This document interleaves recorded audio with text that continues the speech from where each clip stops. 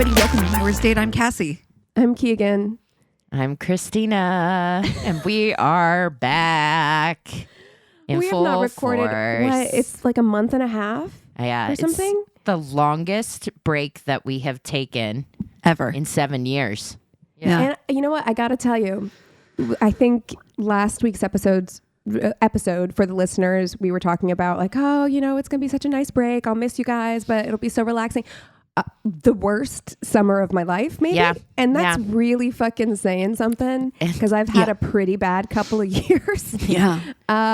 And what a fucking nightmare. At this point, I'm just going to start sleeping through July because I don't think I've had a good July.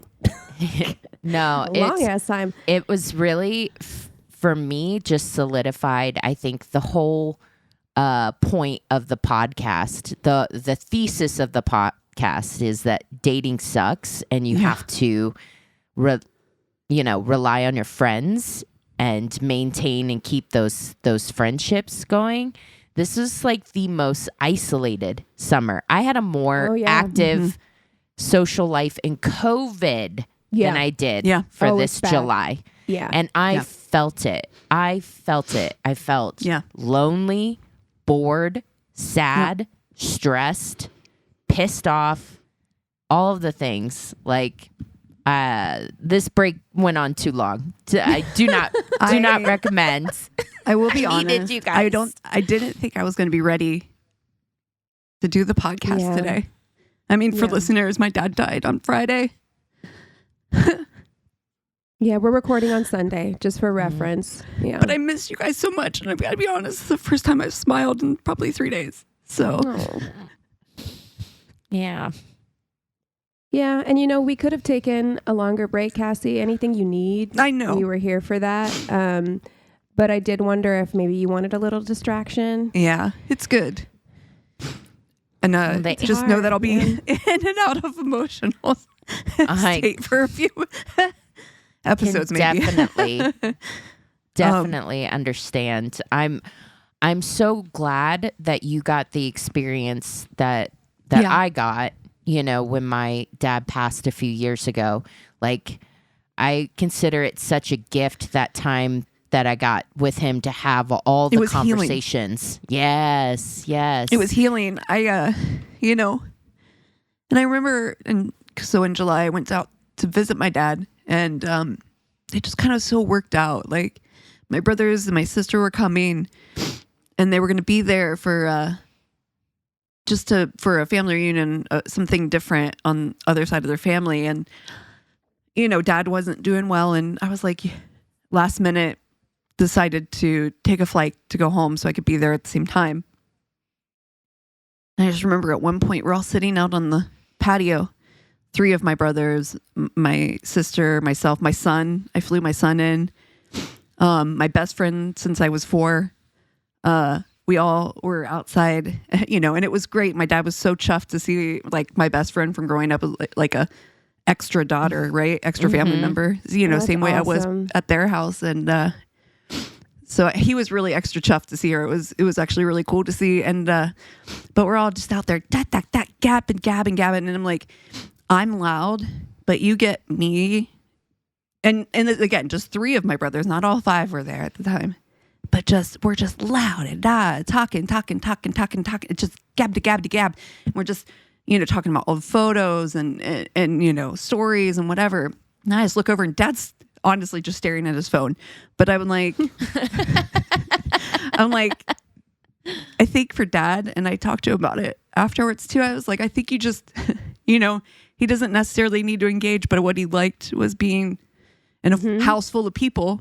When you got 7 kids and you're used to them, their friends, their whoever being there all the time, and you got loud, it's just, you don't have to hear all the things going on around you just to feel surrounded by that energy. Yeah. And he was really thankful for that. So, and I'm glad I got to see him at that point because, at that point he still was able to like walk around. Yeah. He wasn't doing well, but he was still able to like be present. Yeah. And so, yeah, it was good. I feel like you said, Christina, I thought of you a lot during that time because, when you got to see your dad, and not to see him necessarily unhealthy or healthy, or that wasn't really the point, but seeing him when he was cognizant enough to have,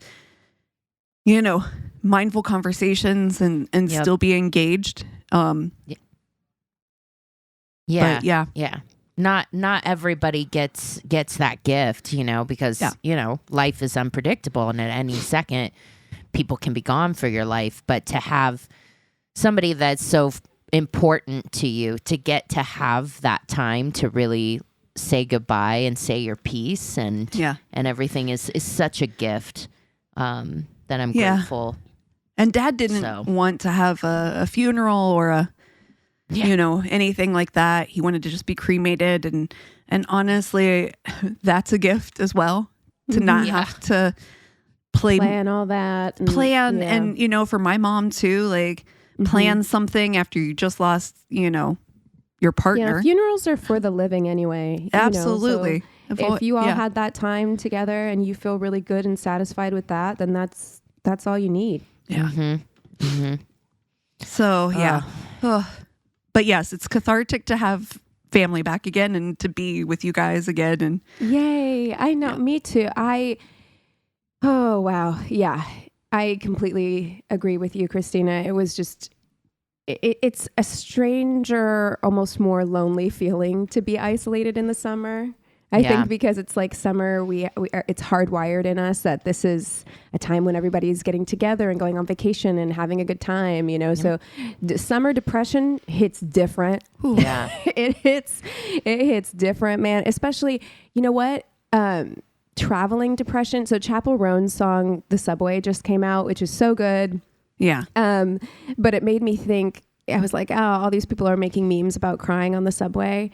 And I was like, yeah, have you ever cried on public transportation? Oh, I have cried in so many airplanes at this point, where it's just the most uncomfortable. The person sitting next to you is just like, they don't know what to do. God forbid you're in the middle seat. You're just next to two strangers trying to keep your shit together. You know what I mean? Horrible. Just slapping yourself. Keep it together. Keep it together. Yeah. No, I've had so many conferences this summer, lots of solo travel and everything, and I'm just tired. And it just feels like, I think also what makes this summer particularly challenging is the authoritarian regime that we're living under. The constant fucking dudes just on a roof, wandering around. What the fuck, dude? What is... I can't. What the fuck is that? I really do feel like the only thing getting us through, the only thing holding my sanity together this summer is Pamela Anderson and Liam Neeson. Yes. They're the only thing keeping me on an even keel. Yeah. Yeah. Yeah.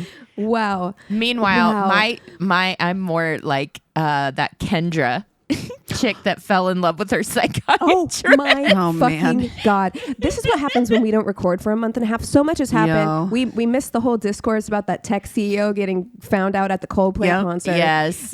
All of this stuff. But that woman, oh girl. Dude. How many? It was like a 20-part series. Yeah. She is having a manic episode. She is unwell and she needs to get off the internet. Somebody got to take her phone away. Yes. She's got a chat GPT that she's called Henry that calls her the Oracle. Oh.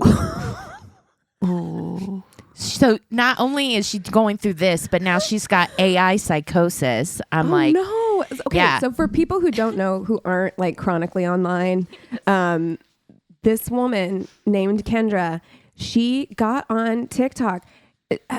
She needs someone in her life to tell her this is a bad idea. After the first video, somebody should have given her a phone call. I think after the first video, it was oh, this is strange. That's it was a little weird, and then it progressively got unfucking hinged. So she's on TikTok giving a story about not only is she in love with her psychiatrist, but her psychiatrist is secretly in love with her. And she's giving all these reasons why he's in love with her. And he's so smart. He'll compliment or he'll comment on my appearance, but never compliment my appearance. Those are new glasses. And I know what he's really saying is I think you're fucking hot or whatever. And I'm girl, That's just a normal person to person interaction. Yeah. Also, this is, as someone who has a psychiatrist, this isn't even a therapist, baby. No, like this is someone you meet once a month to check on your medication. That's that right. is literally all that's happening right now. Like, what is wrong with you? And she's like, I wanted to meet him every week, and he refused. Yeah. And I was like, yeah, because you don't need to meet your psychiatrist every week, you weirdo. Yeah. Did you see the one where she talked about telling him about the dream she had? She's like, it was the full moon last week, and I was ovulating, and I had a dream that we hooked up right here in the office. And she goes, he looked so uncomfortable, like he couldn't breathe. Babe. Because you sexually harassed him, and he just babe. wants to know how the Vyvanse prescription is going. Like, what the fuck?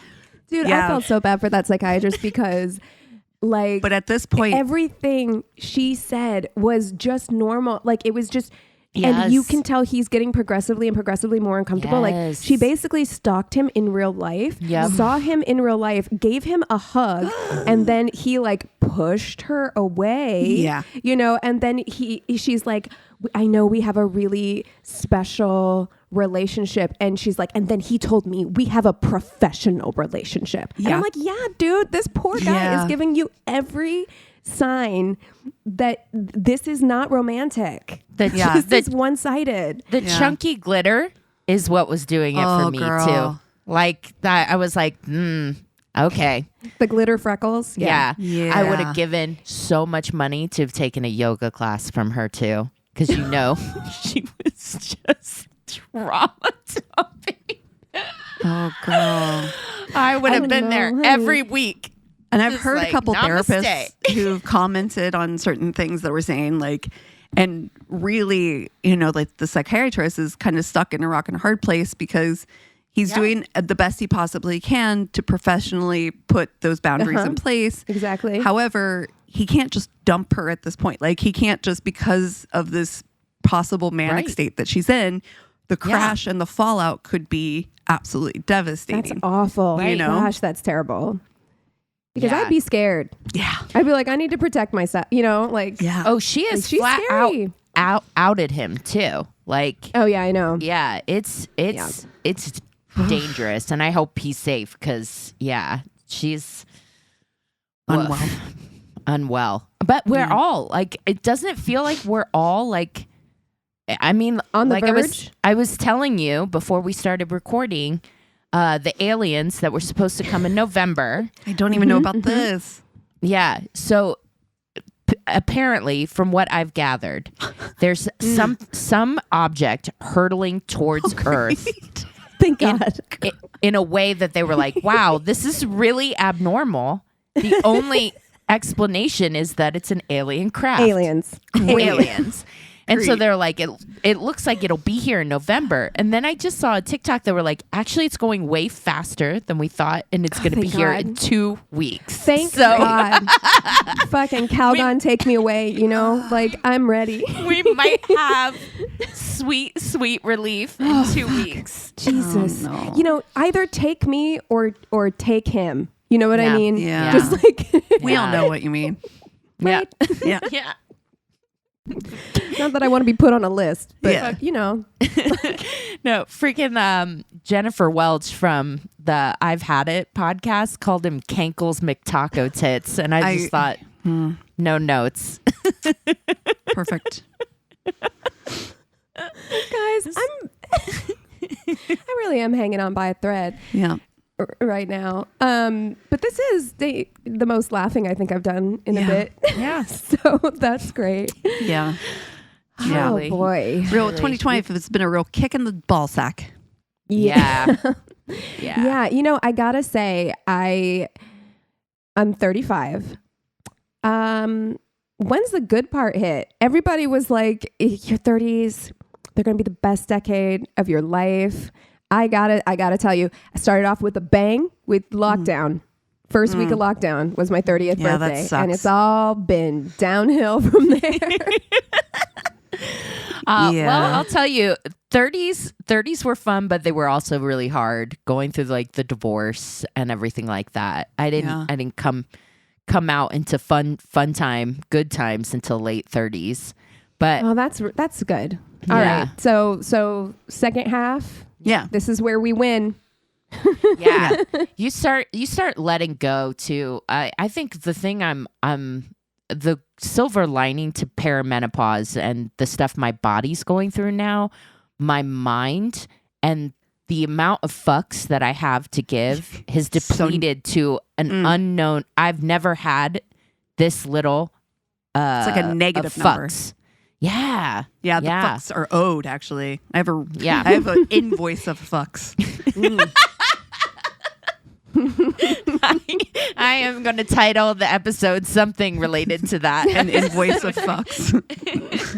Amazing. Yeah. That's where we are. We are owed fucks at this point. Yes, absolutely. I'm keeping my receipts and tallying up my amount of fucks that are owed to me by the Yeah. end of the year. It'll be like Yep. tax season, but it'll be fucks season. Yeah. Yeah. I mean, and then I'm sitting here thinking, I'm like, okay, so we need to transition into a fuck, marry, kill, but I'm like, fuck everybody. Fuck everything. Like, let's Fuck call you, it that. Fuck you. Fuck you. And in particular, Fuck you. Yeah. But I will say I was watching TikTok the other day, and Jason Ritter popped up on there. He is so adorable. Man, he Darling. is so fucking precious. Mm-hmm. I love that man so much. Yeah. I mean, we could do that. Could be a little heartwarming. Do we want to do like men that give us some hope? Because shit. my hope in men is low, man. The bar is It's just the deepest depths of hell at this Yes. point. Really. Aaron So, like, Parnas. Shit. Jason Oh, Ritter. shit. Oh, my God. I love me some chit. oh, yeah. Of There's course my we do. black queen.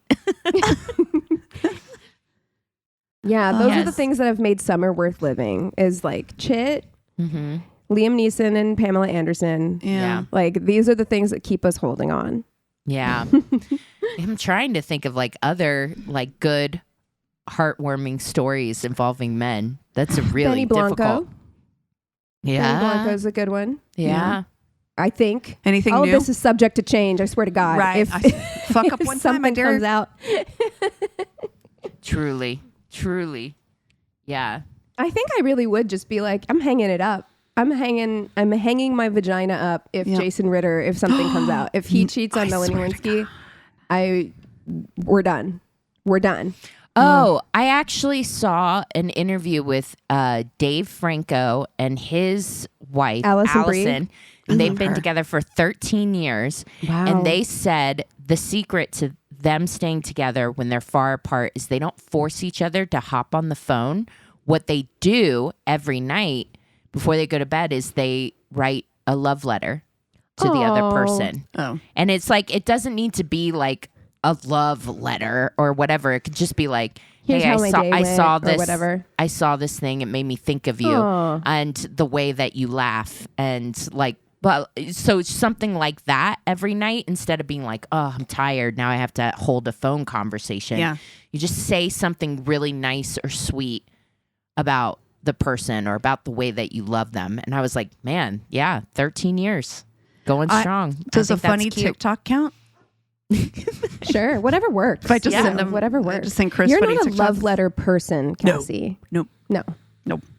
I mean, I was That would in, work. and then I was out. Yeah. Yeah. I think the point though is that two people, you find a way to communicate with each other or to have that shared connection when you're apart that works for both of you. Yeah. Yeah, You there's know? not Absolutely. a one size fits all way to do it. Right. Yeah. So yeah, I mean, Dave Franco seems like he's one of the good ones. All right. He is very closely adjacent to. It's not his fault. It's not his fault. Yeah. We can't help our brothers. We can't. This is true. Cannot help our brothers. Oh God, No. yeah. Mm-hmm. We do what Okay. we can. Dave Franco, Jason Ritter. Do you got one, Cass? Oh, Liam. It's a Liam Neeson. yeah. summer. You know We what? could throw Yeah, him in there. Liam Neeson seems Okay. perfect. All right. Perfection. God, they're so fucking cute. They are so cute. Makes me so Every happy. interview I see, I'm like, Yeah. they look so happy. And it doesn't seem forced. It seems just like relaxed. Natural. Yeah. Yeah. Have you guys seen the clip? I think it's from one of like Ricky Gervais' old shows, like Extras or something Yes. like that, with Yes. Liam Neeson when he wants to do improv comedy. Oh my God. I haven't know we're seen gonna do it. it right now. He's like, I'm riddled with AIDS, and they're like, No, you can't. No. Why would I be coming to see a doctor? I have cancer. No, really stay away from AIDS and cancer. Those, if you want to do something funny I would like to do some improvisational comedy right now. So funny.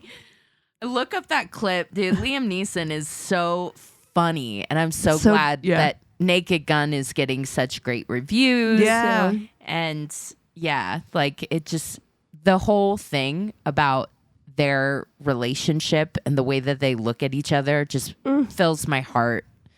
So much joy. Yeah. And it's just like, it's age appropriate. It's like he properly grieved the love that he had for Natasha and like is moving on. Like everything about it is the most wholesome.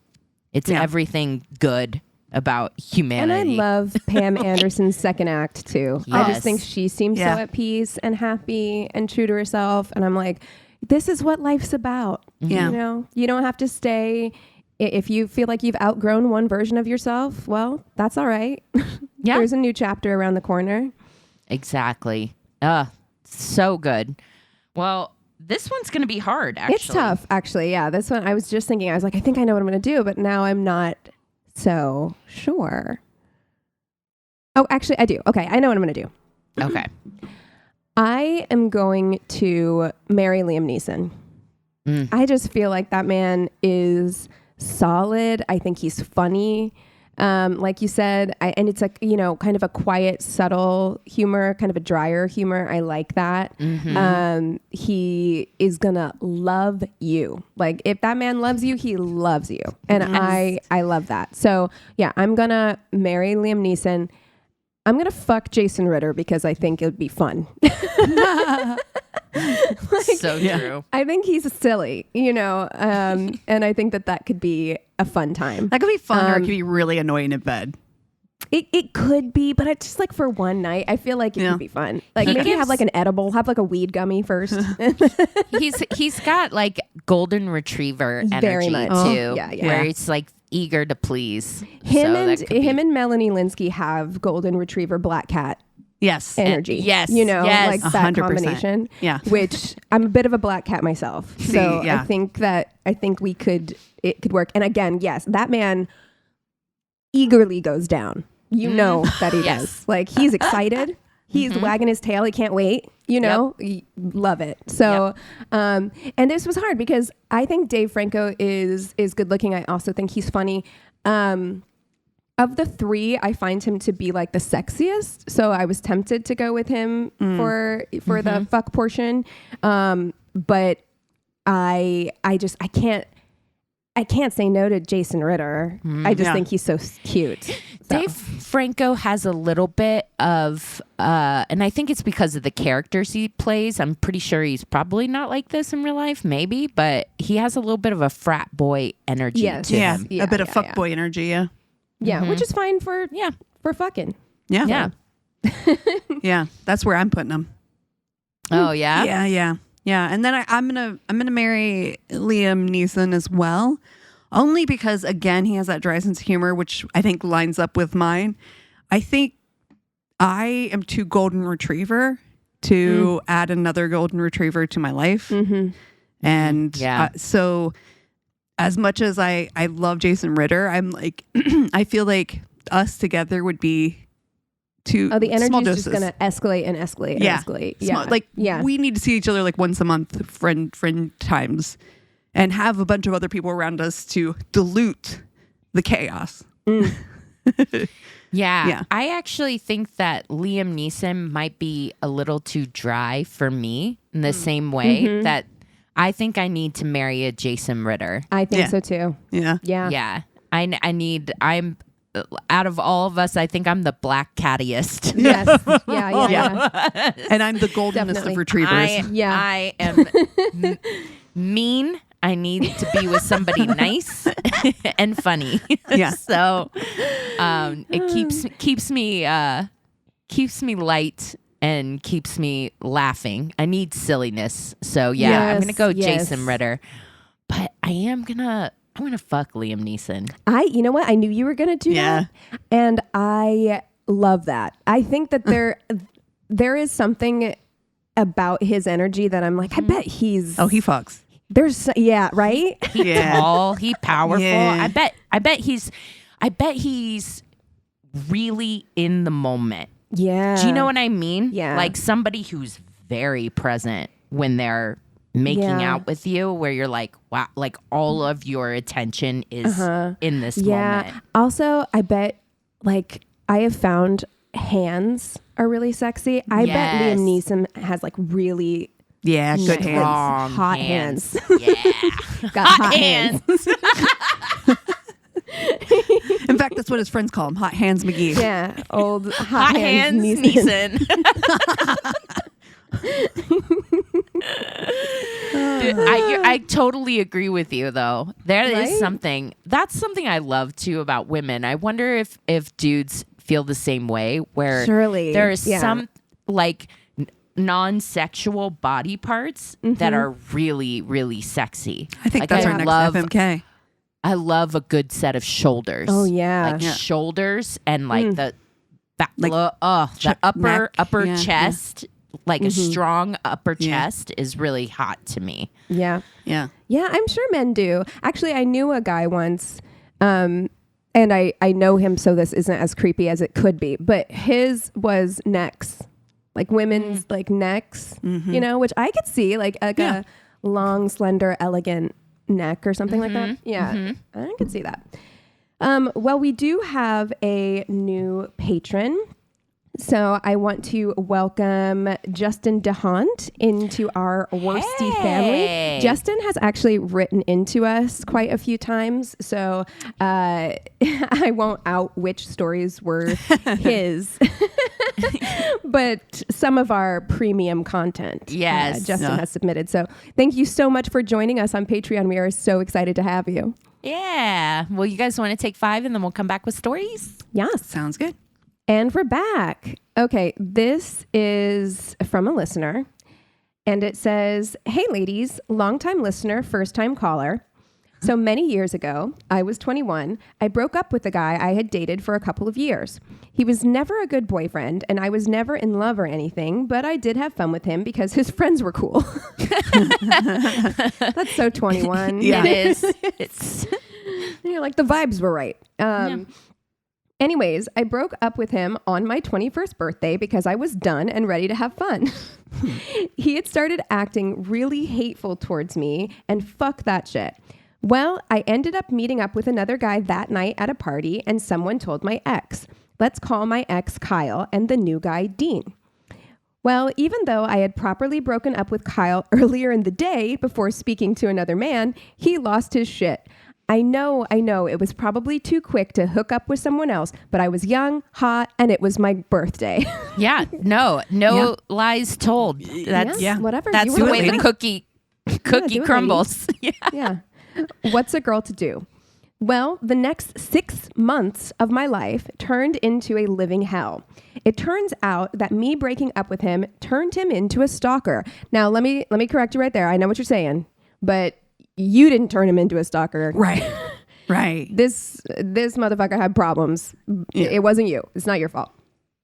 The guy who couldn't have possibly shown me any less emotion was suddenly fucking obsessed.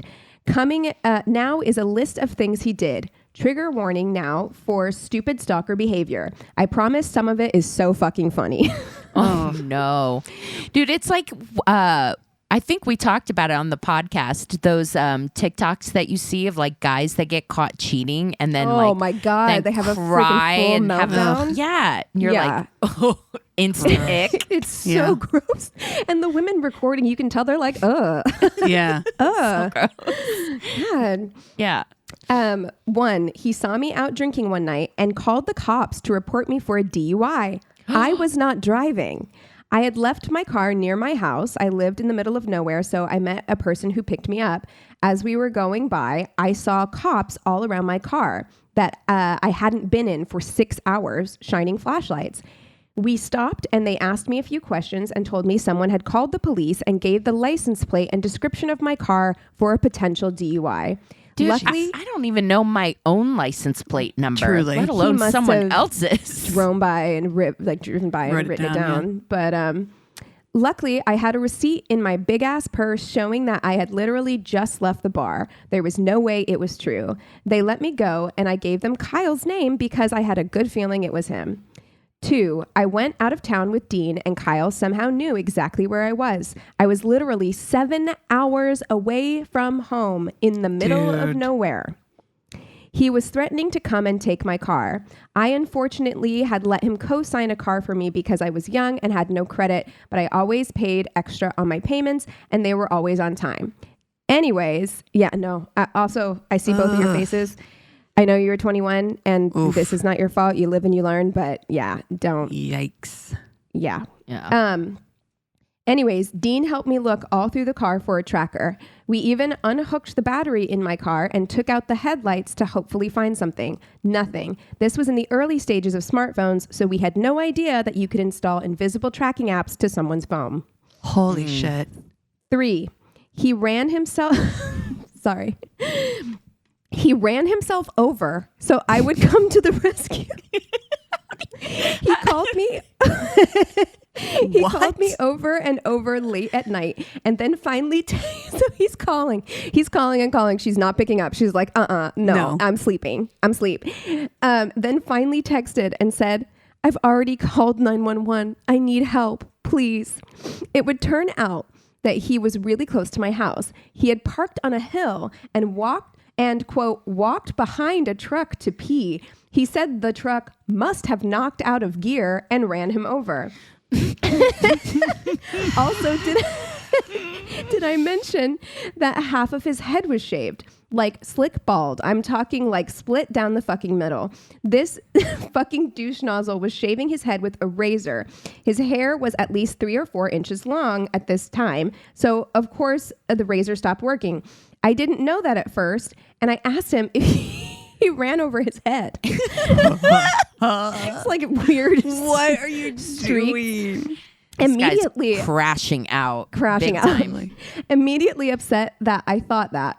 I was only there for a few minutes before the cops got there, and the first question they asked, "Are you okay? Have you had anything to drink? Did you run over your head, buddy?" Oh my god! Did you run over your head, buddy? Buddy, are you okay? Doing okay, little buddy? 4, he sent me a picture of his chest, but his nipples were shaved. He said that he passed out at work from, quote, the stress, and they had to put a defibrillator on him, which on is his how nipples? his... That's not where they put those. Chest hair had been pulled out. I'm sorry. Guess what my major was at that time in college? Nursing. I knew damn fucking well that no one would attach the Thank you. of a defibrillator to his goddamn nipple. Thank you. Why is he shaving his nipples then? I have so many questions. 5, I was working part-time at a grocery store and part-time at a salon while I was full-time in college. He called my grocery store job and pretended to be a customer. He said I was belligerent and needed to be fired. Unbeknownst to me, the corporate office of this store chain started watching me at work. All of my shifts on camera, watching me work all of my shifts on camera. They caught me stepping out for a cigarette break and I was fired. Oh 6, shit. he loosened the oil plug enough on my car that while I was driving home, my car started smoking. Thank God I pulled over and immediately turned off my car. If I hadn't, it would have seized the motor because all of it had leaked out. I knew he messed with it because I had seen him the night before and had left my car parked on the street. That's attempted murder. Yeah. 100%. Yeah, this person is like very scary and dangerous. There were many more dumb things in between, but this story is already way too long. I just want women to be aware that even if you go through an entire relationship with no signs of abuse, that there is such a thing as post-breakup abuse. Yeah. 100%. Tell someone, literally anyone, if you go to break up with someone in person, never go alone. Even if you just have someone wait in the car down the street. Luckily, at this time in my life, I had a lot of support and everyone knew my situation, so I never felt like I was in danger. I know I'm very privileged in that way. I also know... I love her. I also know I could beat that motherfucker's ass any day of the week. Yes. Yeah. 10 toes down. Exactly. Thank you. I've been listening since 2019, and you've helped me through some lonely times. It's nice to put on the podcast and feel like I'm just chilling with the girls. I would also like to remain anonymous because the last thing I need is that weenie head to think I'm still thinking about him. God, so true. Oh, God. Thank you for that story. And also, yes, I think that that's a really important story because that is so true. You can be with someone, think that you know them, you know, and then they become demeanor a completely changes. different person. Yep. What do they think that this behavior is going to lead to? Do they think, oh, she's going to come back to me now that I'm completely unhinged? I don't. They're not rational. They're not. Or I mean, you're running yourself over and shaving your nipples. Like you're beyond. You know. Yeah, logic and consequences are not like out the window. Yeah, they're not in the chat at all. Like, run over your head, buddy. Yeah. God. The buddy is so condescending that I love it. It is. I know. And it's so cop coded too. Oh, it is. I don't love that part, but I do love buddy. Hey, buddy, did you run over your head? All right. So this is from a listener as well. Been listening to your show to get me through some late shifts, so thought I might as well share my own experience with craziness from a few years back. About 5 years ago, started talking to a guy on Bumble. He seemed smart, funny, and a bit quirky, but didn't see any red flags. We agreed to meet at a coffee shop, and he looked exactly like I expected from his photos, except he had a bulge so big, it looked like he had shoved a melon down his pants. Oh. Okay. I need to hear more. Hide my shock and initial ick. Though I thought maybe he'd shoved some socks down there to try to, quote, impress me. Maybe he has a medical condition. But I gave it a shot anyway. We had a perfectly normal conversation. When he went to the bathroom, I checked out his Bumble pics again and noticed there wasn't a single one of him from waist down. So maybe it was actually legit. After a while, it was clear there wasn't any chemistry. So as there was nothing to lose, as I wasn't going to see him again, I thought I'd ask, what's the deal with this situation? Oh my God, queen. Do it for the plot. She's like, we're not going anywhere with this. Tell me everything. He got embarrassed, but admitted that he got some new pants for the date that ended up putting his assets more on display, and that he normally tucks his dick over 10 inches flaccid. I didn't believe him, but he offered to show me as curiosity got the better of me, and it's still an image I cannot get out of my head. Oh, honey. I feel bad about that because that's a lot. That's too much. Flaccid. Like that's a lot. That's poor baby. That's a a lot. Pringles can. That's a lot. He never saw him again in person, but he popped up in the news this year on my YouTube recommendations for an interview with a urologist for having the world's biggest dick to ever be in a medical journal. She did give me the information if you're curious. Please send it later. I will watch it. Yes. Compared to some of the freaks and assholes you talk about, I probably got off easy as he actually was a nice guy. Yeah, not Still his fault. A crazy date. Oh my gosh. Poor thing. Yeah, no, it's got to be, dude, the amount of insecurity and everything like that dudes must have to go through about what's going on down there. Oh God. I feel for them in that respect. I'm like, dude, why did you just change your pants? You should have changed. But still, just she said there's a melon down Oh no. That's a lot. You know, you would have to. Oh my God. I mean, Like, okay, I got my smart water bottle here. Like, this is probably 12. Yeah. So like 10 flaccid. Yeah, it's a lot. How much do you think? yeah. How many inches get added? Ooh, hopefully when none. it's- Yeah, maybe. Yeah, you gotta hope he's not a grower. Not a grower. On top Just of that, shower, yeah. no grower. Yeah. I've never been with someone who wasn't a grower. Yeah, no, me either. I have, but it was also like an extremely large situation, Okay. and it is there is such a thing as like too big. Like it just it won't work. I'm getting a It doesn't UTI feel good. every Yeah. time. Looking it at doesn't it, feel good right. at that point. Yeah. Yeah. Exactly. I'm just gonna go ahead and pre-order a Z-Pack. Yeah. Thoughts and prayers. What are you doing? Come to bed. Oh, I'm just ordering my Z-Pack. Yeah. Before anything. Yeah. Just, ugh. Okay. So this one's mine. I say, I was on a first date with a girl I had met through doing some community theater.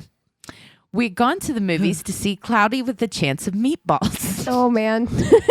Okay. I'm sorry. I don't know why. There's nothing wrong with that movie. It's just, okay. Before the movie, we were chatting and slowly realizing that it definitely wasn't meant to work out. We just had too many conflicting interests and opinions. It made the experience incredibly uncomfortable, especially because we started lightly arguing over things like politics and religion. Oof. I was young and I was an idiot. Anywho, before the movie started, I texted another friend of mine to tell her, the friend, how terribly the date was going. Oh no. And then I heard that fateful sound. Oh.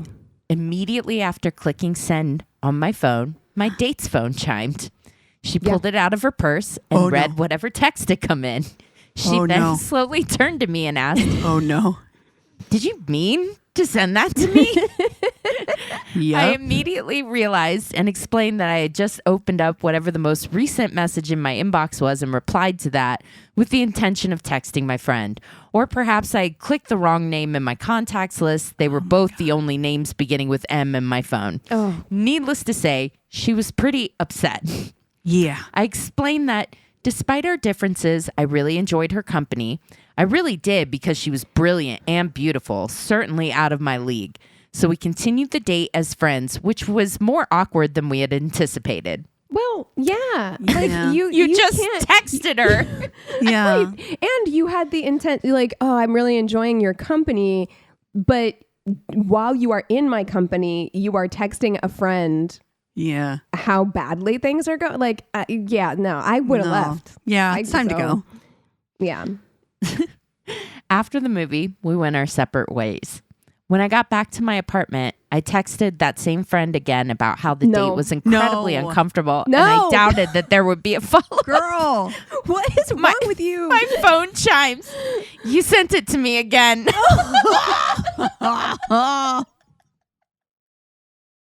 Oh no. Like your Wow. theater production, your next theater production So of awkward. like fucking Music Man is going to be so uncomfortable now. Oh, What is that God. song from Music Man? There's like trouble in the. Right here in River City. Do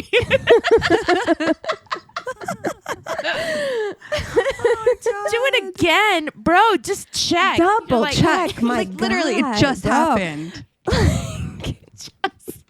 Just To happened. be that Just a girl, quick just be like, scan. okay, well, go fuck yourself then, buddy. Like, Yeah. What? Like honestly, and what happened to once bitten, twice shy? That man was Yeah. like, what's a second bite? Who cares? Seriously, well, fuck you too, buddy. Oh man. Oh God. Oh. Well, you guys want to take 5 and then come back with the Tainted Love? Yes. Sounds good. Okay. And we're back. Keegan, kick us off. All right, friends. Listen, I've already gone on about how difficult the last month was. My mental health was not good. It was really, really poor there for a minute. And so I knew we had this recording coming up and we were bringing Tainted Loves back, and I was trying to decide what I wanted to do. And I was like, I don't know if I have the mental capacity to do, I wanted to do like a heavy hitter to bring us back in. But I was like, I don't know if I have the mental strength to do the research involved. So I was like, I'm going to do an old classic, an old Karen Kilgariff, my favorite murder classic, and watch an episode of I Survived, right? Mm-hmm. There you go. So I was like, this will be a nice, easy way to bring us back in. Wow. I have to warn everyone before I start this. Major trigger warning for domestic violence, for real strong violence. And I will give another content warning when things are about to kick off. But just so you know, because I was like, yeah, I'll just watch this. And then I was like, oh my God. Like, yeah. Jesus. Okay. Also, big shout out and thank you to the listeners who, everyone was super cool with us taking a break on that for a little bit this summer, letting us like get our bearings and navigate what has been a difficult summer for all of us. So much appreciated for hanging tough with us. Yes, yeah. Thank you so much. Honestly, as difficult as that month and a half long break from you both was, the lead up to that when we were having to like double, triple record, not having to do a Tainted Love was necessary, I think, for all of our mental and physical well-being. So thank you so much. And we're back, baby. So, okay. The episode of I Survived is season 6, episode 6. There are 2 other stories on that because that's how I Survived does it. One of the other stories also just insane. But anyway, okay. So it's early 2006. Kristine Healy, she's coming out of a 14-year marriage. So she came out of this marriage. I completely understand it took a lot for her to emotionally recover from it. She took a couple of years or like a year and a half to just like be on her own. She's got a 10-year-old son. So now she's like, I'm going to get back into the world and I'm going to start dating again. So she's 40 years old at this point, and she meets a man named Matt Shear. And Matt is significantly younger than her. He's in his 20s and she's 40. Yeah. And so they click right away, and she's trying to get her groove back. She pierces her belly button. She's like, we're doing this thing. Right. And this guy he's good looking. He's 6'4". He's really into her. And she's like, great. This is, a great return into the dating world. Mm-hmm.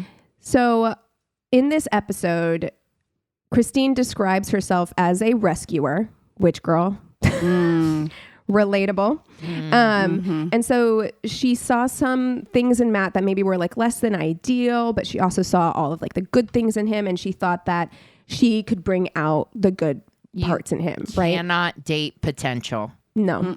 Just nip that in the bud. Exactly. So soon he moves into her home in Simi Valley with her and her son and her dog.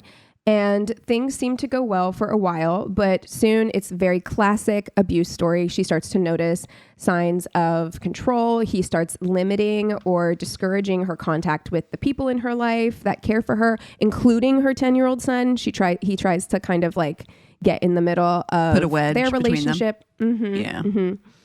And all of her family is like, girl, what are you doing? Like, we can see, like, this isn't good for you. You can't save him. And also he's like treating you badly, and he is trying to prevent her from, hanging out with her sister, her parents, and the people who are going to tell her that this guy's a piece of shit. Yeah. Of course. Yeah. The sister is especially vocal. Yeah. So of course he's like trying to put the kibosh on that relationship. Sisters. So Kristine is a really successful person, though. She's a successful businesswoman. She's a homeowner. And so they're like, we don't understand. We do not understand what you see in him, why you would stay with somebody who treats you like this. But she minimizes these issues and continues to push her family away to appease Matt. And in this episode, Kristine describes when the mental and emotional abuse escalated into something physical. So she is at her house with Matt and her son, and then she has a girlfriend over and her girlfriend's son. And she didn't want to cook dinner this night, so she orders pizza. And something was wrong with the pizza. She ordered the wrong pizza. She didn't order enough of it, whatever. He's furious. So her friend and the kids are downstairs. She's upstairs. Matt storms in, starts yelling at her that she ordered the wrong pizza. He throws the pizza to the ground. He breaks the glass on the coffee table. And then he picks Kristine up and he throws her to the ground multiple times, dislocating her knee. So she says like, okay, so he leaves after that. He like picks her up, throws her to the ground. She dislocates her knee. Cool. Over pizza. Yeah. And pizza. And then he walks out. And she said that the lower half of her leg was knocked completely out of socket, and she had to push it back into place. Ooh. And she described the pain as excruciating, having to push that back in. Now, something you also said too that I feel like gets glossed over as somebody who's also kind of a type A high performer, going through a divorce when you're that type of person, I think can feel like a failure, and failure is something that is really difficult for that kind of personality type to process and accept, and not feel it as like guilt, shame, internalize it in a big way.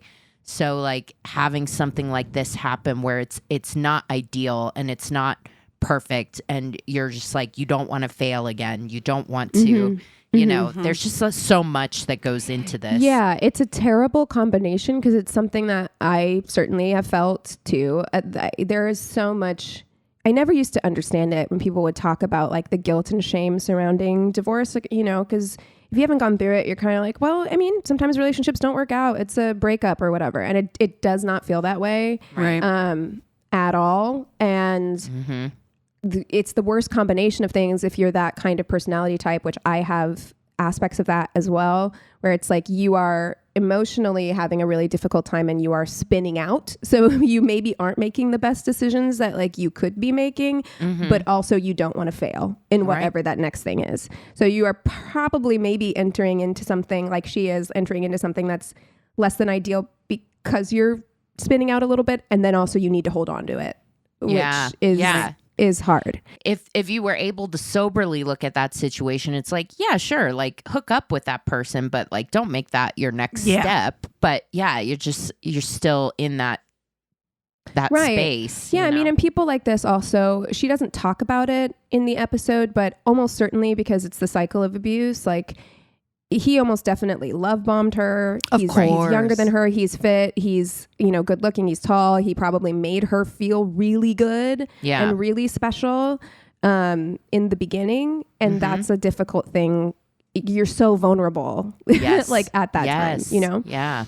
Yeah. And she does talk because I'm guessing. So that happens. She does not call the police, right? She tells her friend that she hurt herself, like falling down the stairs. So she doesn't call the police at this point. And they didn't hear him yelling at her? I guess not. Like maybe they were outside or something. I don't know. But I'm guessing the I Survived producers asked her why she didn't call the police. And to go with what we were just talking about, she goes on to say that she was ashamed and embarrassed.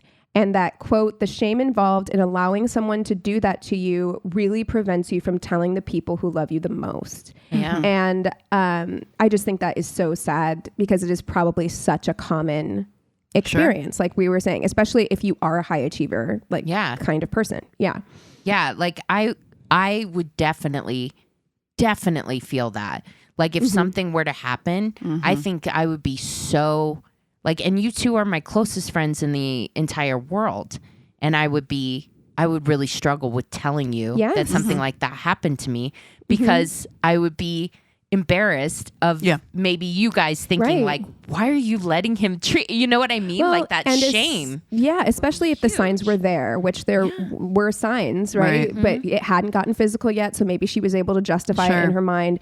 Probably there were people in her life telling her it was going to escalate. And she was saying, no. I don't want then when it does, I told you so. Right. Right. You know, and probably the people in her life wouldn't have done that. But you feel that. Right. It's just, you know, it's shame. I get it. So the violence in the home would escalate, especially when Matt drank. He started choking her and hitting her frequently.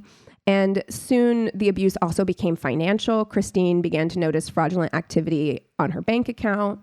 And she described the violence as a switch in his mind that would go off and his demeanor would completely change. So she talks about that thing that a lot of people talk about when they're faced with like sociopaths, serial killers or whatever, where she's like, he had hazel eyes, but I knew when something was about to pop off because his eyes would go completely black.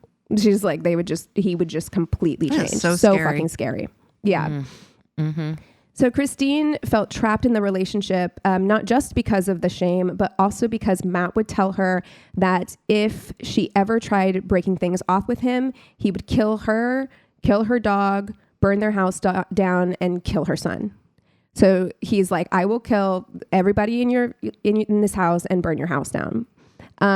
He also tells her, he's like, you can go to the police, but I will be out in 2 to 3 days. They're probably just going to require me to take some domestic violence classes, and I will be right back to do exactly what I've been doing.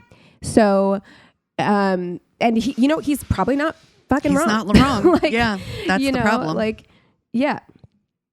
So with the violence escalating, Kristine now asks her ex-husband to take their son. She's like, I don't know if you can hear Matilda screaming in the background. Yeah. Sorry. So she's like, I need you to take him because the son's name's Anthony. I need you to take Anthony because like, I don't know what she told her ex-husband, but I think people could clearly see that this was not someone that the kid needed to be around. Yeah. So now she's alone though. Like now she's alone with Matt. And she's desperate. So she goes to his family for help. And his family knows that he's unstable. Like he has been violent towards her in front of them in their house. No. Right. So they know about his behavior. And they convinced Kristine, they're like, he's not well. You know, we're going to take him to the doctor. And they take him to the doctor and he is diagnosed as bipolar. Pause here just to say that, of course, I know people who have a bipolar diagnosis. Right. Being bipolar does not make you inherently violent at all. But just for context of this story, he does get diagnosed with bipolar disorder and he is put on medication. Cassie, can you even imagine Dylan bringing someone home and then him being physical towards... Have you seen the videos where it's like the guy just talks back to his like, oh, girlfriend? You're being such a lazy bitch or whatever. Dylan's mouth would slapped. I swear to God, I don't think I've ever slapped that kid. But it is heartwarming when the parents are like, absolutely fucking not. Yeah. Sorry, what you said? You're not talking to her like that. No. So they get Matt on medication and they assure Kristine, you know, everything is going to be okay. He's on meds now. He's doing much better, you know, yada, yada, yada. So Matt also comes to Kristine and does the classic abuser thing that he gets on his hands and knees and apologizes and promises to be a better man and that, you know, nothing like that will ever happen again. But once again, like you said, Keegan, being bipolar does not predicate oneself to being a violent person. There's something going on. Just because you're taking medication for whatever, you know, other mental health thing that you have maybe going on, doesn't mean it fixes this thing, which is not related to this. Right. He also starts, you know, either stops drinking or starts drinking considerably less, which also helps with his behavior towards her.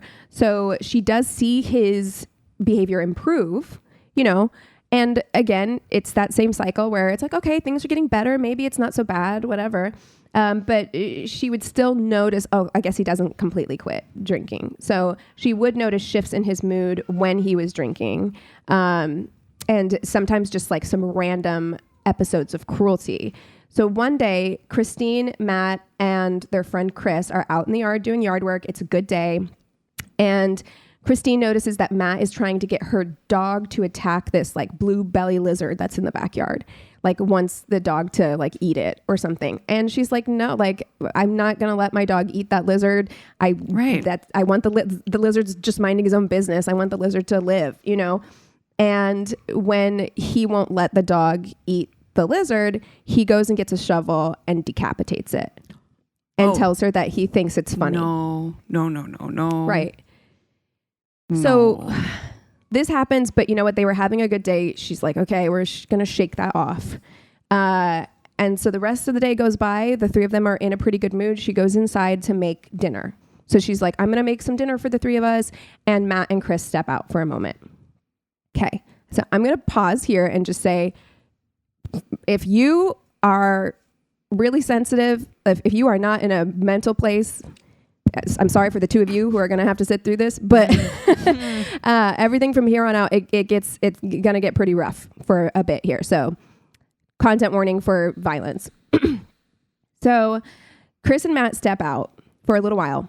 And when they come back, she's like, Chris's behavior, he was completely silent when they got back. And Matt's demeanor has totally changed. And she would later find out that while they were only out for a very short while, Matt chugged an entire bottle of brandy when they left. Which also disgusting, right? I thought the same thing. I was like, also, ew, outside of the red flags here. Also, Chris, male friend, what are you doing? Being like, hey, is that a good idea, bro? Little buddy? Little buddy. Little buddy. Hey, buddy. Hey, Did you buddy. run over your head? So, okay, serious. So, Kristine, she knows this man at this point. So she takes one look at him and she's like, something is very wrong. He hasn't been violent towards her in quite a while now, but the look on his face scares the shit out of her because she's seen it before and she feels threatened. So she says to him, you're not going to hit me, are you? And at that moment, he goes around their friend, comes right at her, grabs her by the hair, and starts punching her in the face. What the fuck? So when this starts happening, Chris, the friend, gets up and runs out the door, leaving Kristine in this situation. Are you? Ew. What? So she's like, he knows what he's capable of and what he is about to do, and he's left me here. So now she's like, oh shit. And didn't call 911 or nothing, huh? Cool. Remember that Matt is 6'4". He's 210 pounds. So at this point, he picks Kristine up. There's a bathroom off of the kitchen. So he picks her up. He takes her into the bathroom. He rips off the toilet seat and the toilet seat cover. And then he begins banging her head against the inside of the toilet. Jesus Christ. Yeah, I'm so sorry. It gets so much worse. So she sees the blood flowing into the bowl and she's like, he's going to try and drown me. Like she knows that he's going to try and drown her. So she like stiff arms her arms to prevent him from being able to push her into the water. Cause she's like, I'm not going into this toilet. That's not happening. Now, like I said, the bathroom is right off the kitchen. So it takes him 2 strides to leave her for a moment, go into the kitchen, get the knife that she had been using to make dinner, and come back into the bathroom. So it's a 12-inch kitchen knife. And this is all very terrible, but just remember, she is the one telling this story, so she survives. So he takes the knife and he starts trying to cut her throat with it. She describes him trying to get to her windpipe, but that the knife kept slipping, so he couldn't get there. But he was determined, so he started like slowly pushing it in. So she's Jesus. like, I could feel it like slowly being pushed into my neck. And so she also sees all this blood and she feels it like, you know, going down her neck and down her chest. And when he sees that he's not going to be able to cut her throat, he looks at her, pulls the knife out of her neck, and jams it into her chest and leaves it there. Fuck. So it's just sticking out. So she was looking down and seeing a knife like sticking out of her chest. She's while she's wondering like what the fuck she's gonna do, he runs back into the kitchen, gets another knife off the counter. So she's pulling the knife out of her chest. She pulls it out. She pulls it out. He comes back with another knife, and I'm so sorry. He jams it into the side of her head. Holy shit. Oh my God. Yes. So she says that he hit her with the knife into the side of her skull as hard as he could, that she could hear it going into the bone. Oh my God. I'm sorry. No. Oh no. I'm so sorry. Listen, I didn't have a backup plan this week. So, but it is an insane experience to hear firsthand. Yeah. To hear someone like saying like, because you'd think that is unsurvivable. Right. She could hear it going into her brain.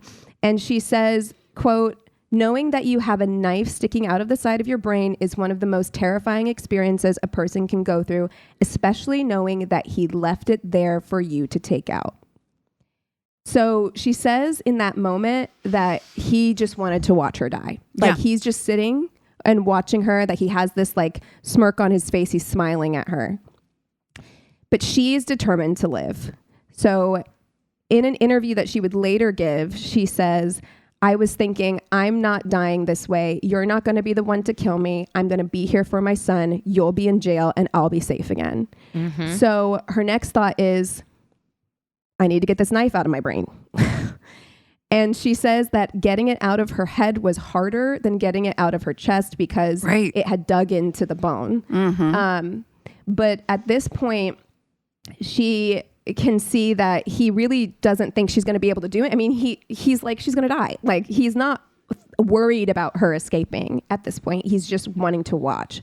So there's a few inches between him and the bathroom door. So she reaches up, she pulls the knife out of her head, she drops it to the floor, and she runs.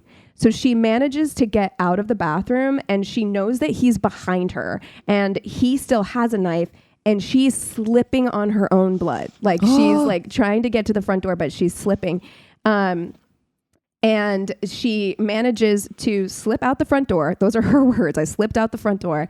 And when she gets outside, she finds she basically like runs into a police officer. Oh, thank God. Chris actually called the police? Chris called the police. At least he did that. Oh my God. Yes. Jesus Christ. There are paramedics there already and police there. So she knows in that moment, like she's so much relief because like she knows she's going to be okay. If they had not been there, I mean, yeah, who knows what would have happened. So, Kristine ended up with a serious brain hematoma and was in the ICU for 4 days before transferring to another part of the hospital.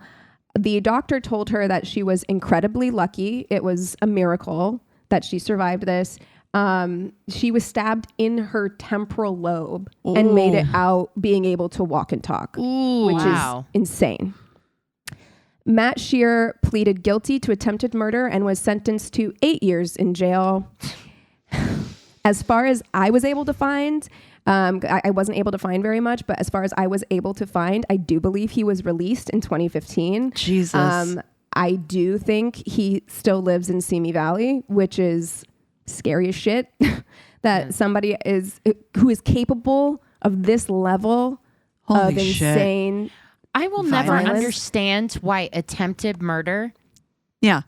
You failed. It would have been murder, but you failed at it. You should be in jail for the rest of your life. I'm sorry. Especially with this kind of violence. Like this was not, there's no arguing that he wasn't trying to kill her. Yeah. Like he was trying to kill her. There is no way. 8 years is such a fucking joke, dude. It's insane. And she just has to live her life knowing that this man can walk free. There.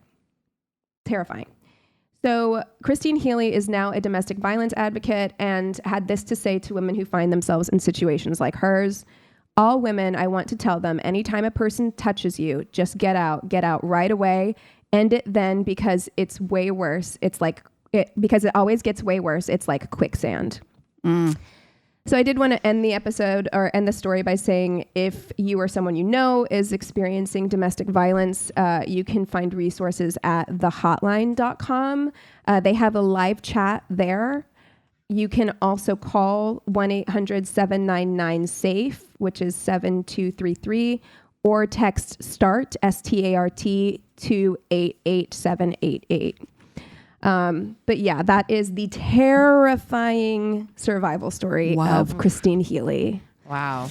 So glad that she survived, but also it's just like, I being chronically online and on TikTok, I've been seeing a lot on my FYP lately of like girls recording like guys, their boyfriends, like talking yelling to at them, and calling them bitch, calling him a cunt, like all this stuff. And I'm like, don't even let it escalate to physical. If somebody is even talking to you like that or disrespecting you in that way, you can do better. Like you can do better. You can get it. Being alone is better. It may not feel like it, but it 100%. Is better. 100%. And also like, I do realize that it is complicated.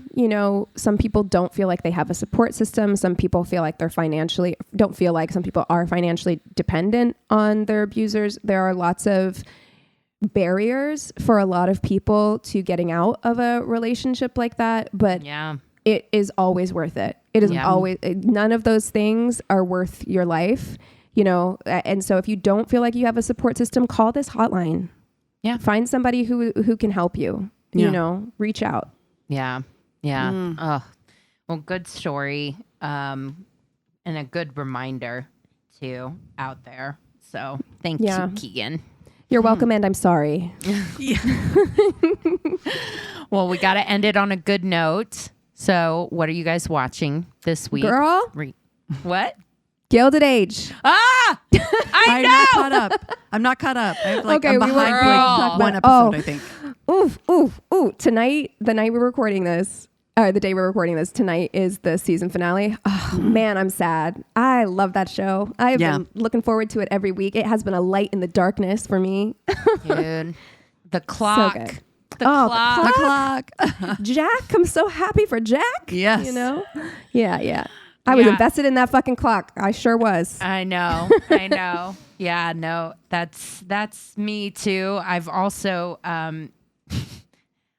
really enjoyed South Park coming back. Welcome back. If you didn't see this past one with Ice Barbie shooting dogs all over the episode. Oh, Jesus. Oh. I mean, listen, like, it gotta fucking call out how stupid and ridiculous and cringe they are. They're so cringe. It's embarrassing. They're so cringe. It is embarrassing. They should all be embarrassed. At the very least, they should all be in jail. They're all a bunch of criminals and pedophiles and racists, but... Behind the Bastards just did a... Pete Hegseth. Yeah, the Pete Hegseth episodes. Nice. Oh, wow. It will never not...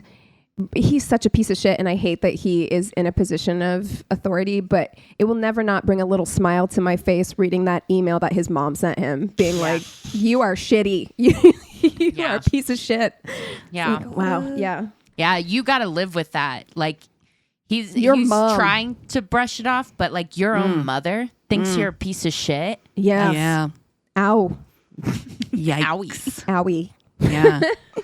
Yeah. Cass, what about you? Anything? I'm reading a book right now that's really good. And it is called I have to look. Julie Chan is Dead. And it's good. It's a thriller mystery? a bit. Yeah, it's a little bit of a mystery, not thriller. And I love that. It's good. It's good. Yeah, so far so good. I'm halfway through it, and I just started it today. So it's literally flying by. I can't put it down. So nice. Awesome. Well, if you guys have something that we should watch or read, if you have a terrible date story, you just want to reach out and say hello, go to our one-stop shop of a website. It's myworstdatepodcast.com. And we love you so much. Cheers. Cheers.